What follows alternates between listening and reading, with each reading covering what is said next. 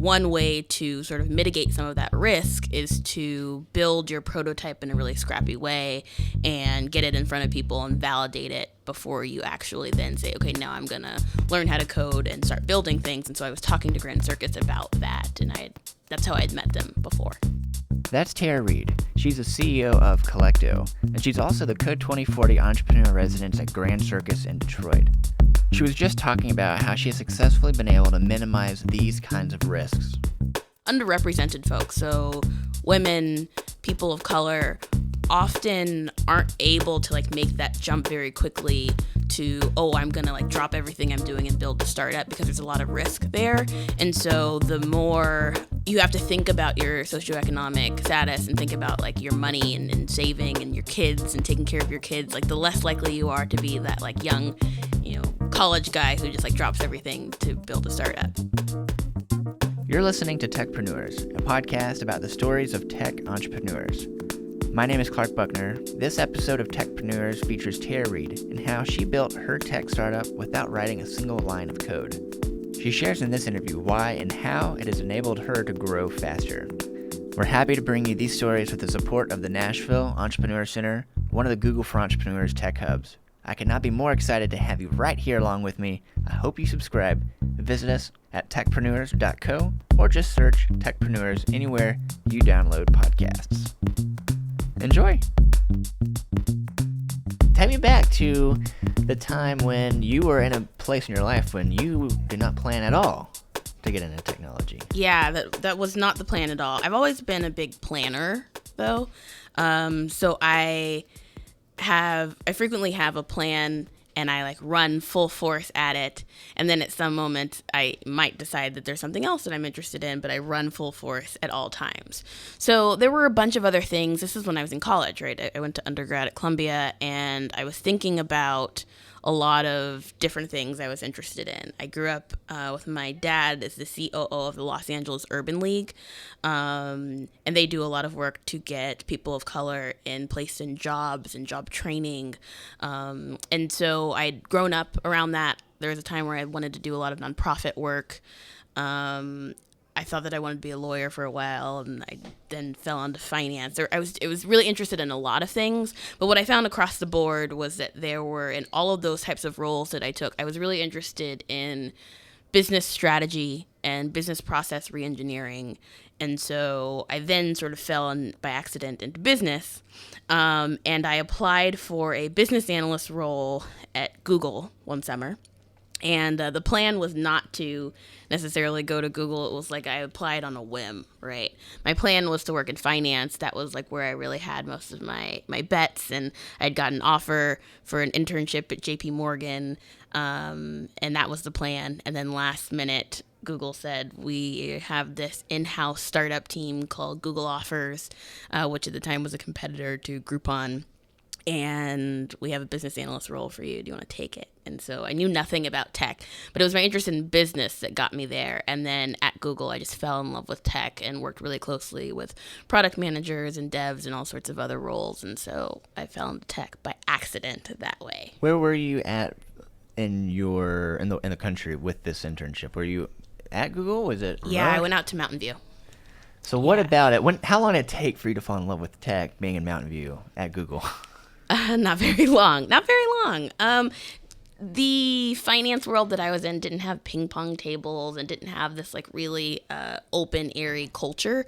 I found that I worked really well that way. I was really motivated, and so I think to work in that setting, such an open setting, you have to be a really motivated person anyway. And so I felt like I fit in really well. I really liked the culture. I really liked the approach to problem solving, the iterative design approach to problem solving, and so I got sucked in. That's really neat. And now, how long were you there before your next big step at another really big tech company? Yeah, so I was there for the summer. I did a summer internship, and at Google, I was working on Google Offers and finding the best places for Google to do partnerships with small businesses around offers. So like the local pizza shop does an offer to get people to come back, and they do like a free slice of pizza or free soda when you buy a slice of pizza kind of thing. So it was a really interesting segue to Foursquare, where I worked next, because at the time Foursquare was figuring out its monetization plan, and they were thinking about working with small businesses. And so you check in at Foursquare and you get some sort of reward for doing that. And so I came on to help them think that through, what the small business strategy would be to eventually monetize and also to market. You were there for 2 years, is that right? No, I was there for less. So I went back so when I interned for the summer, I went back to school. I had a couple months of school left. And what I ended up doing was I pushed all of my classes to evening classes. So I was working at Foursquare full time. And I was there for probably a year or so. You're at Foursquare, and then your next thing. Yeah. Where's that at? I went to Seattle and took a job at Microsoft. So you moved to Seattle for a Microsoft gig. I did. 2 years. Yes. You were there. And now moving to Microsoft, you're really in the big corporate mindset. You're really excited. You have the dream for finances and all that. So it's by the time 2 years went by, that's when you start your idea for your startup. Yeah. So Kollecto started as a side project while I was at Microsoft. A hobby or just a side? Good question. It wasn't a hobby. So, okay, what I did was I was on Twitter one day, and a friend of mine, his name is Brian Watson, he had at the time was working as an analyst at Union Square Ventures, is a big VC firm in New York. And he tweeted that this other guy that he worked with had left Union Square Ventures and had rented out Kickstarter's old office in New York and was starting this thing called Orbital. And Orbital was going to have a boot camp that was going to help people launch their side projects. So it was sort of like, I call it a side project accelerator program. I think that just sounds called really it awesome. a boot camp program. Yeah. So what was cool about that was that I got a chance to think about my idea as not necessarily something that was going to be this huge business, which is the approach that I think a lot of accelerators take. But to think about Kollecto as something that people just want to use and people find useful. And so the intention wasn't necessarily to leave Microsoft to run this. It was to build something that solved my own problems. I at the time was looking for cool art for my home, and I'd moved into this cushy tech job, and I was looking to live with cool, unique things, right, and have conversation starters when my friends came over. And I was solving my own problem. I started blogging about art and my process of learning about collecting art, and I got lots of interest from people I knew and then people I didn't know. And so I started building at the time, project around it.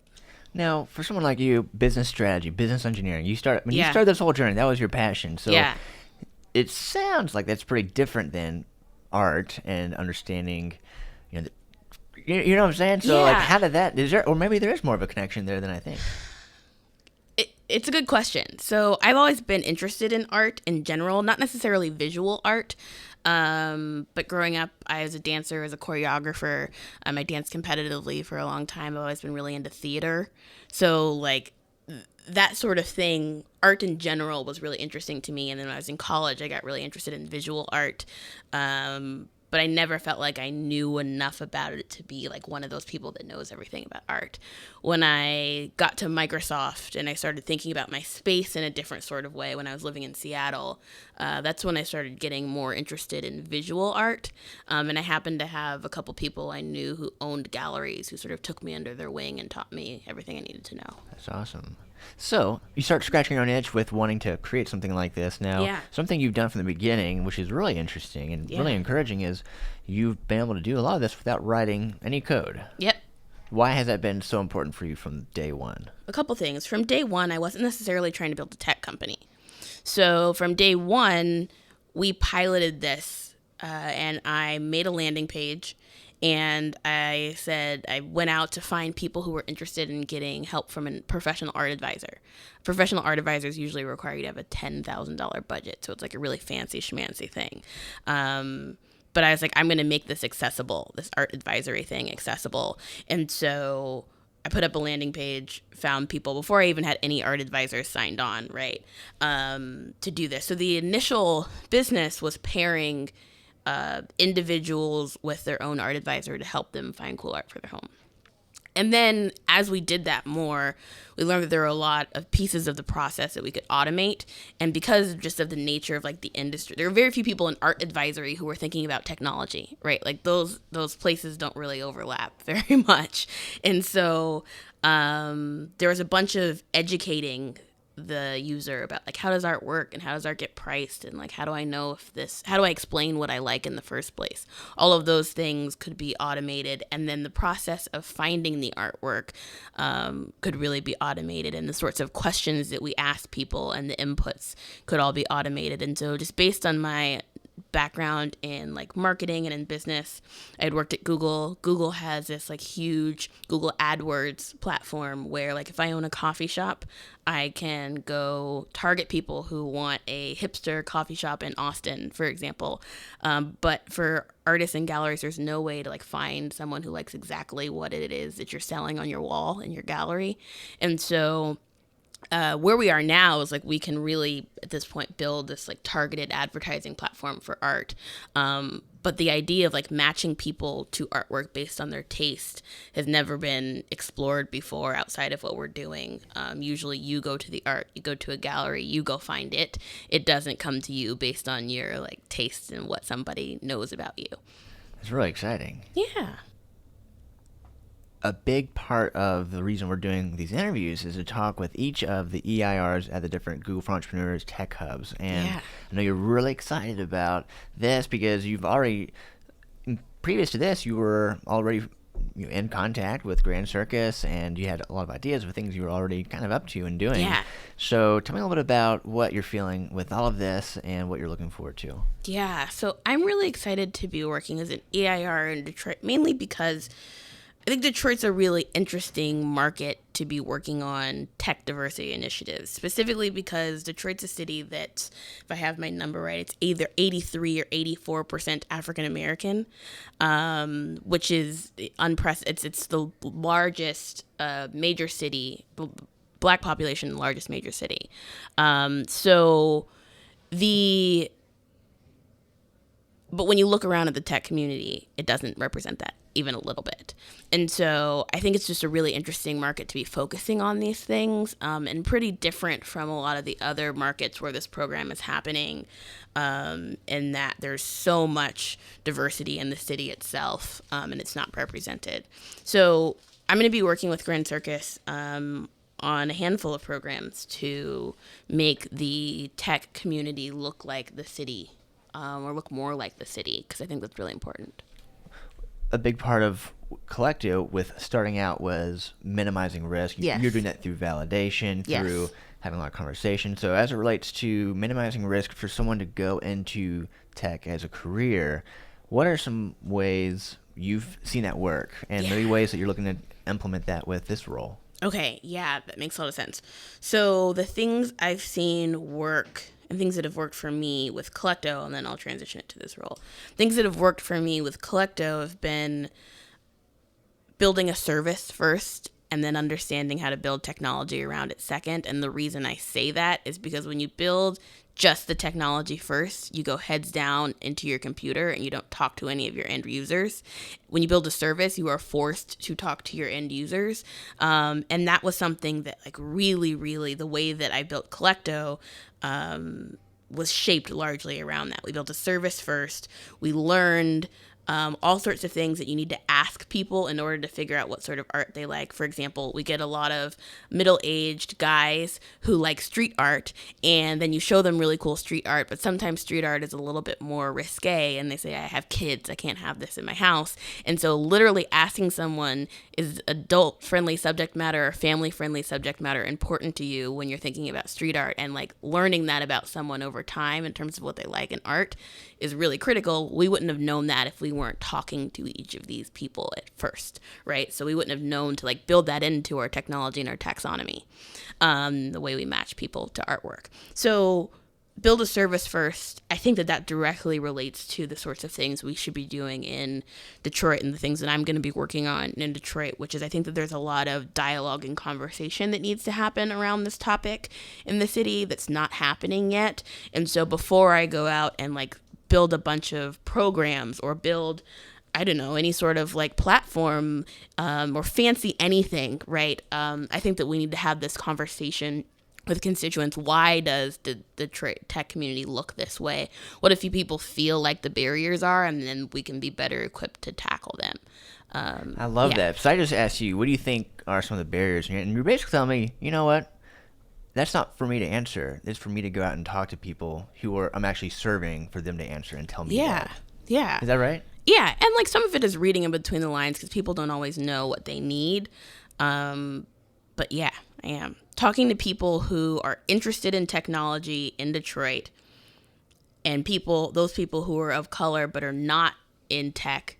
Why are they not in tech? Oh, it's something I feel like I couldn't do. It wasn't for me. There's no one else. It looks like whatever those answers are, knowing that answer, and then also going to people who hire in tech in Detroit and saying like, why don't you have anybody of color? Why don't you have any women? Why don't you have any, LGBT people? And getting their answers, then allow me to like have the tools to bridge that gap. The data and the validation. Yeah, Wow. Maybe I'm just like a nerdy, that makes qualitative and quantitative data person. I love it. I know it's like a great blend from the core of who you are, because you love the engineering of all of this. So you're like kind of like making the smile on your face right now about it. So I know you love it. So is it scary at all to have tough conversations like this? I mean, or do you just show up and just start talking, or how are you feeling about that? I think it's often hard to start these conversations. So like one of the things that I really want to do is get some numbers out on like what diversity in tech looks like in Detroit. And to that might mean we need to do some surveying, whatever it is. Because as we've seen, when Google releases their diversity numbers, things happen. People start having conversations, things change. There's also a woman who runs a project called Project Diane that is surveying Black women in the United States who have raised venture capital and raised money for their company, CEOs. And it turns out that there are very few of them out there, right? It's just like really hard for these people to raise money for their companies. And so getting some, like putting that out there starts conversations, particularly among people in technology who like numbers. I love it. Well, how can someone connect with you, follow along Kollecto, connect with Grand Circus, all of the above? Yeah, so you can check out Kollecto at kollecto.com, KOLLECTO.com. And then I'm pretty active on Twitter at TaraReed_, and my last name's REED. Wonderful. All right. Well, I'm so excited for what you're doing, Tara. It's such a pleasure to be able to meet you in person, and I hope we can keep the conversation going. Awesome. Thanks so much. Thanks for listening. This season of Techpreneurs is powered by the Nashville Entrepreneur Center in support of the Google for Entrepreneurs Tech Hub Network. Find out more about the EC and how to become a member at ec.co. To learn more about CODE2040 and how to apply to be an entrepreneur in residence, go to code2040.org/entrepreneurs. We hope you'll join us next time when we talk to Thomas K.R. Stovall, founder of Candid Cup. He's the entrepreneur in residence at 1871. I think the fastest way for us to really make impact is collaboration.